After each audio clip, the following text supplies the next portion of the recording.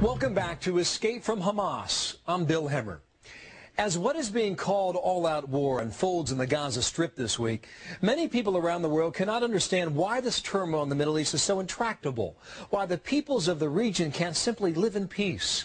Even many of us who have covered wars in the region have the same difficulty comprehending all of it. Maybe it's because most of us can only get so close to the conflict and, in effect, only so close to the main perpetrators of the violence. Mossab Hassan, the son of a leading Hamas founder, grew up in this all-too-violent world, and he believed that only Islam and Hamas would save the Palestinian people. But as Jonathan Hunt reports, a stint in prison brought on a crisis of faith. I spent about 3 months in Israeli cells, like by myself most of the time, like small cell. I saw the sun once, like during that time, about 90 days. Mossab Hassan went into his cell a radical Palestinian Muslim, head of the Islamic youth movement, proud son of a leader of Hamas. But here in prison, he says, he began to see a different face of the organizations he and his father served. In any Israeli jail, Hamas has a mini government inside that jail, and they're very, very organized. So they could organize, they could plan, they could plot. If they torture, you're not allowed to say anything. If they kill people, you're not allowed to say anything. If they teach you something wrong... They torture and they kill people in the jail? They tortured and they killed people. Their own people? Their own people. Why would Hamas torture and kill its own members? Because Mossab Hassan says Hamas leaders feared that anyone and everyone could be collaborating with Israel. Hamas started to get suspicious about everybody, about themselves, about their wives, about their children, about everybody. So everybody was guilty until proven innocent? Exactly. Their method was to gather, they call them red points, on XY person.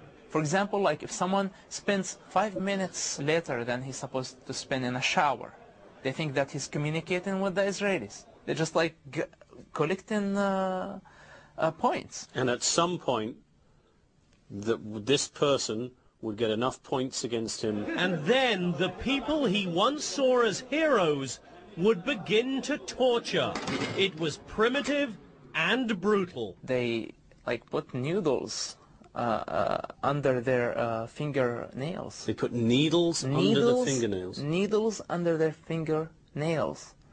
They didn't allow them to sleep for weeks continuously. They just like keep waking them up, put them in a very difficult positions, burning their bodies by like burning like piece of plastic on their bodies. He is not right. Sheikh Hamid Batawi is a leading Hamas official and Islamic court judge. He too spent time in Megiddo prison, and his response to allegations of Hamas torturing and murdering their own is unequivocal. إطلاقاً غير صحيح. إطلاقاً. Definitely not true. Definitely. If a prisoner makes a mistake, we use him as an example. Make him clean more. That's the regular punishment.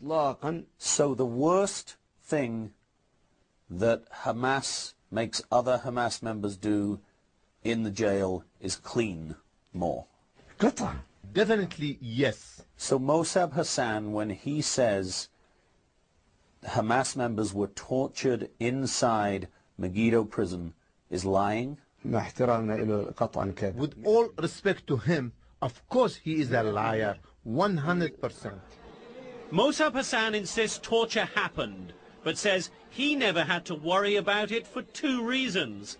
First, his father's leadership position in Hamas, and second, because his uncle, another leading Hamas figure named Ibrahim Abu Salem, was in the same jail at the same time. He was one of the top leaders of Hamas leadership in the jail during that time. Abu Salem looked after his nephew, making sure Mossab Hassan was treated well.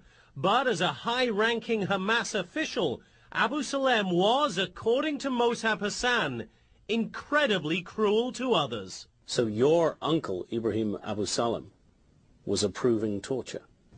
Yes. That must have been staggering to you, to realize that. I basically start to lose faith because of this person, like at that time. Because of your own uncle? Because of my own uncle and the other Hamas leaders.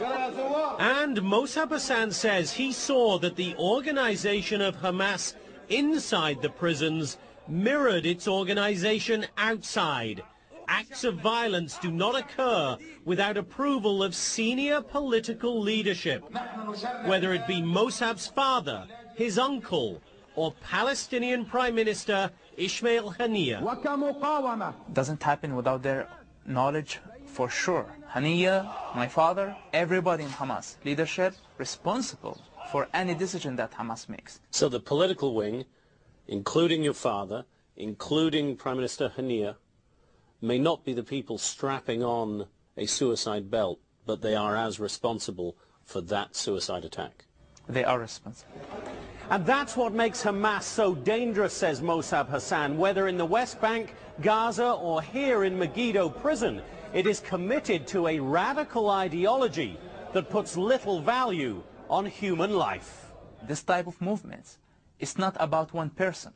It's not about one crazy person who's making all those decisions. Will Hamas ever change? Will it ever be an organization that truly seeks peace with Israel?